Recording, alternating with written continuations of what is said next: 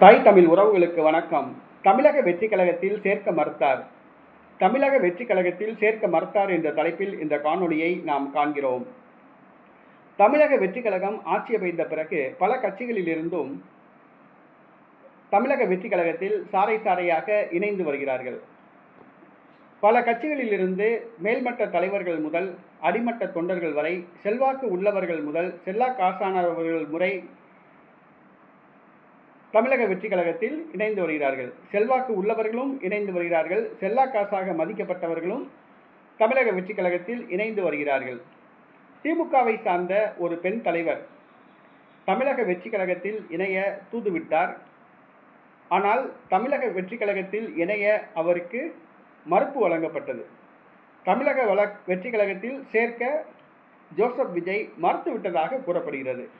அந்த பெண் தலைவர் வேறு யாருமல்ல, சென்னை மாநகராட்சி மேயர் பிரியா. சென்னை மாநகராட்சி மேயர் பிரியா கடந்த 5 ஆண்டு காலமாக சென்னை மாநகராட்சி மேயராக உள்ளார். துறைமுகம் சேகர் பாபுவின் ஆதரவாளர், உதயநிதிக்கு மிகவும் நெருக்கமானவர். பிரியா அவர்கள் தற்பொழுது ஆட்சி மாற்றம் ஏற்பட்டவுடன் தன் மீது ஊழல் வழக்குகள் பாயும் என்ற பயத்தில் தமிழக வெற்றி கழகத்தில் இணைய தன் சொத்துக்களை பாதுகாக்க, ஊழலில் சம்பாதித்த சொத்துக்களை பாதுகாக்க, கொள்ளையடித்து சம்பாதித்த சொத்துக்களை பாதுகாக்க முடிவு செய்தார். ஆனால் தமிழக வெற்றி கழகத்தில் சேர்த்துக்கொள்ள அவருக்கு மறுப்பு தெரிவிக்கப்பட்டுள்ளது. ஏனென்று சொன்னால் சென்னை மக்கள் பிரியா மீது அதிருப்தியில் உள்ளனர். இந்த சூழ்நிலையில் சென்னை மேயர் பிரியாவை கட்சியில் சேர்த்தால் உள்ளாட்சி தேர்தலில் சென்னையில் நமக்கு பின்னடைவு ஏற்படும். சென்னை மாநகராட்சியை கைப்பற்றக்கூடிய ஒரு சூழல் தற்போது உள்ளது.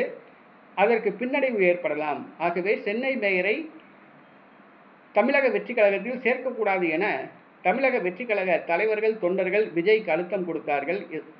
இதன் காரணமாக ஜோசப் விஜய் அவர்கள் சென்னை மேயர் பிரியாவை தமிழக வெற்றி கழகத்தில் சேர்க்க மறுத்துவிட்டதாக கூறப்படுகிறது.